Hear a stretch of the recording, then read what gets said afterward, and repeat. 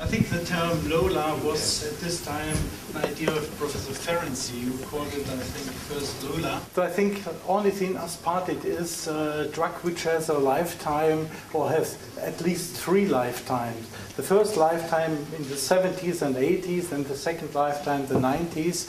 And what we now see is the 3rd lifetime after the year 2000. I would like to come in my first slide on the working mechanism of ornithine aspartate.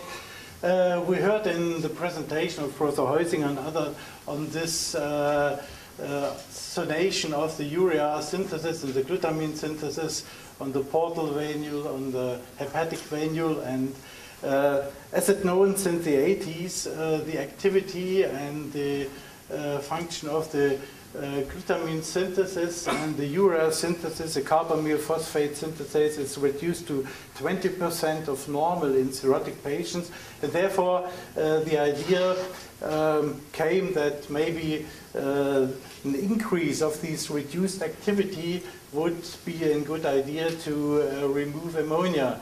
And you see that there were a lot of experimental clinical trials who show at the end that under ornithine aspartate we can have an increased urea synthesis from these 20% to a little bit higher, and also an increased glutamine synthesis, followed by the facilitation of ammonia removal via the glutamine synthesis, both in peripheral tissues and in the brain. These were studies done by Chris Rose, and the other were in Amsterdam done. So we have at least several organs which are involved in the efficacy of ornithine and the removal of ammonia.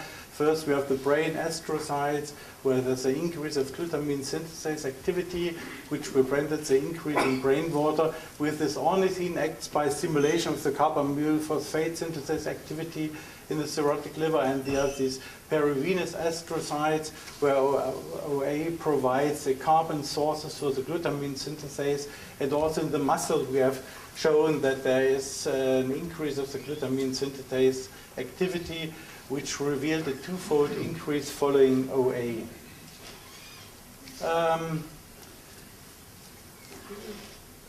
A very important thing was this study which we published in Journal of Hepatology in 1997 on a single-dose kinetics of ornithine aspartate.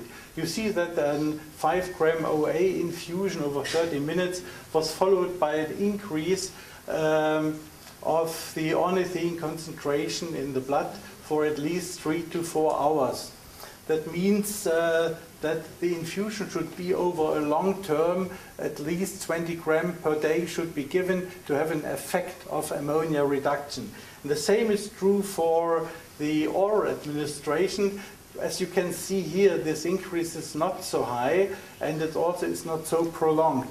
You should have at least 3 to 4 times given ornithine aspartate to your patients in a dose of around 6 grams in each single dose. So 3 times 6 grams is a minimum what you should give to your patient, that there's ammonia reduction effect.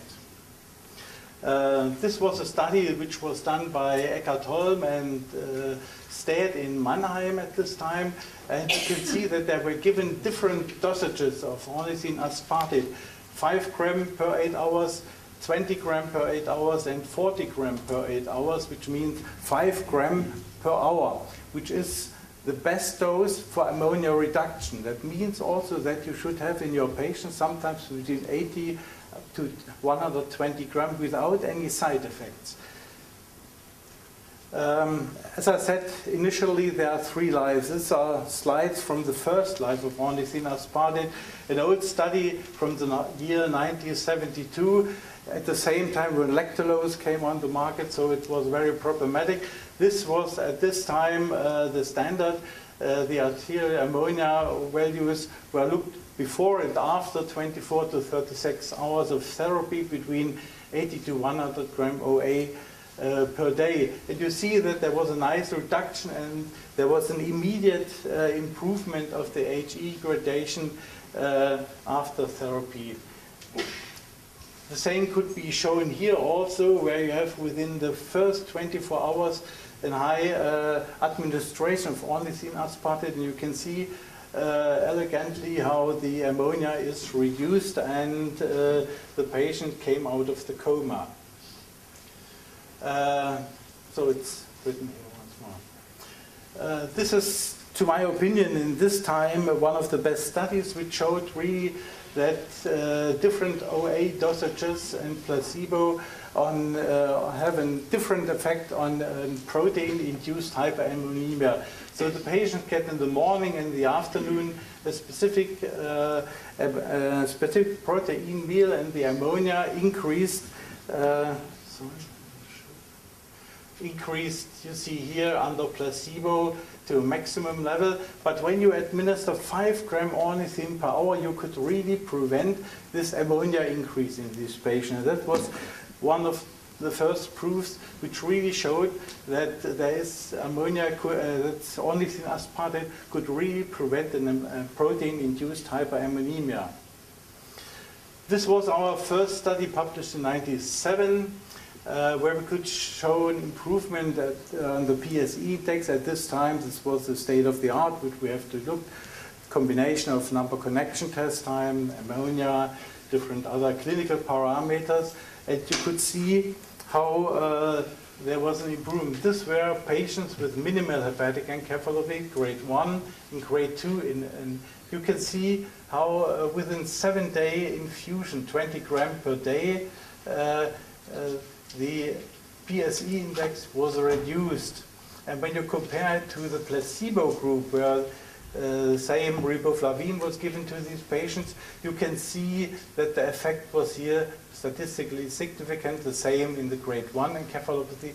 Problematic is it here in the minimal hepatic encephalopathy, because at this time there was no effect on patients with minimal hepatic encephalopathy. That there's a nice ammonia reduction effect can be seen here. You can see under ornithine aspartate and placebo treatment, in all of these trials you have at least 0.5 effect. In some of the trials it was below 0.01. Here could be shown an effect of given 5 grams per hour. You could see that the nice ammonia reduction effect, but when you give 10 gram ornithine per hour, the effect is much more dramatic. But the problem is that the patients with such a dosage have a high number of side effects. 10 gram leads to extrapyramidal problems in these patients, which will disappear as soon as you stop the infusion.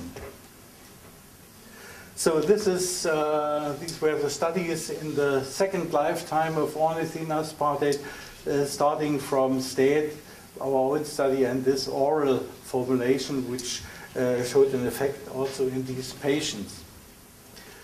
After the year 2000, only a few studies were done, which may be a problem in the strategy of this firm, of this company, which did not allow now clinical trials, which were, so that we have only investigator-initiated studies. This was a study by our English colleagues, Dr. Mittal published this in the European Journal of Gastroenterology and Hepatology. They compared 30 to 60 milliliter twice per day lactulose with probiotics and ornithine aspartate, 6 grams 3 times per day, which is the correct dose. And you can see also here in the sickness impact profile that there was an improvement between start of treatment and after 3 months when they finished the study. Could be shown that here under lactulose, probiotics, LOLA was the same efficacy in these treatments. The ammonia lowering effect was a little bit higher under LOLA, but also in the other treatments you had an ammonia reduction effect. And when you look to the MHE, the recovery rate, you will see that the recovery rate was better under lactulose, better than under probiotics and LOLA. This is one of the points which I'm missing, that we have a big trial where we can compare really these drugs with each other.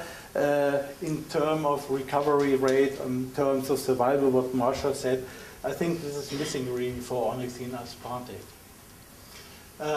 Then there was a nice study. I would like to refer to this study from Dr. McPhail and the group from Simon, I think, where they looked for specific parameters. What is the drug doing in the brain?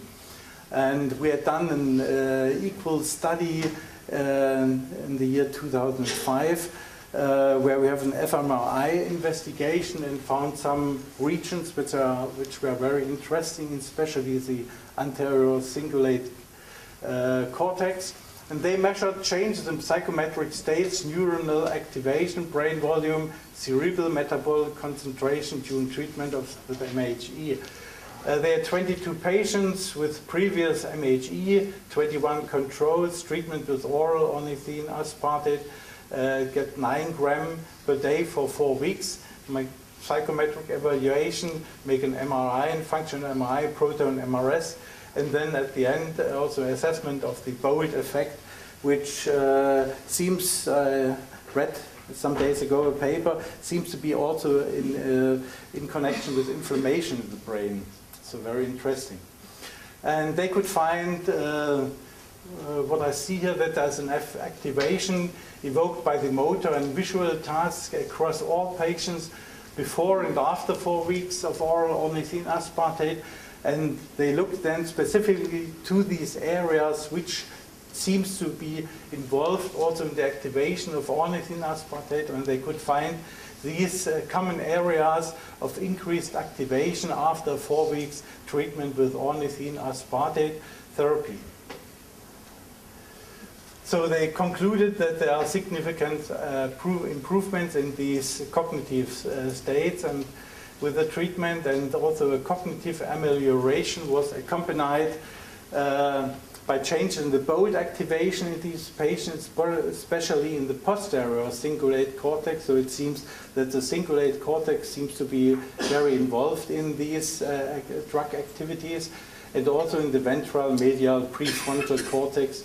They showed also evidence of greater visual cortex activation. These structural interconnected regions showed an increased function after successful treatment of the encephalopathy by these ornithine aspartate treatment. So then some meta-analysis of ornithine therapy were done, and I would like to refer here. You can see our own studies that I showed you already, but there are also some studies of Dr. Abad, Dr. Schmidt, Dr. Mittal, which were included. And finally, they analyzed this, and they could show that these studies all favors in terms of improvement of HE graduation after LOLA treatment. They favor the LOLA treatment, as you can see here in these risk analyses. The same is true for the ammonia lowering. Also here can be stated that there's a reduction of fasting blood ammonia, which can be shown in these trials. So the last study I would like to refer to, this study by Dr. Abid, which was unfortunately only published in a surgical journal in Pakistan, but it could really show that there is under the treatment with ornithine aspartate in combination with lactulose and metronidazole, that there is an additional effect of the ornithine aspartate.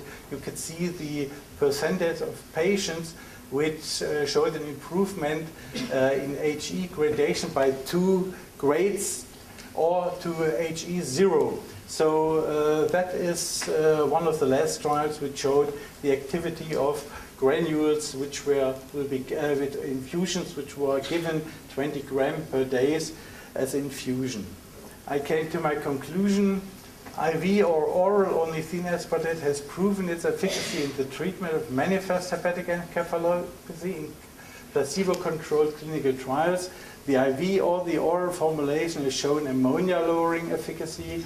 They have shown improvement of paper and pencil tests, improvement in computer psychometric tests, And the IV OA has shown its effect on muscle wasting and catabolic states. I have not shown these data because they are unpublished, but there are very nice data which the group has up to now not published, and we are waiting for the final publication.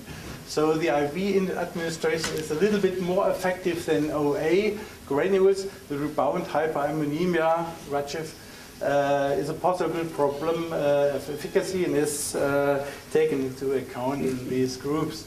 New placebo-controlled studies are expected in specific minimal-hepatic encephalopathy and also in muscle wasting. The limitation of these studies are study design. The power of the study is the survival probability. I think there must be done studies. Also the number of patients and the long-term efficacy clinical trials in terms of these parameters are awaited. Thank you very much.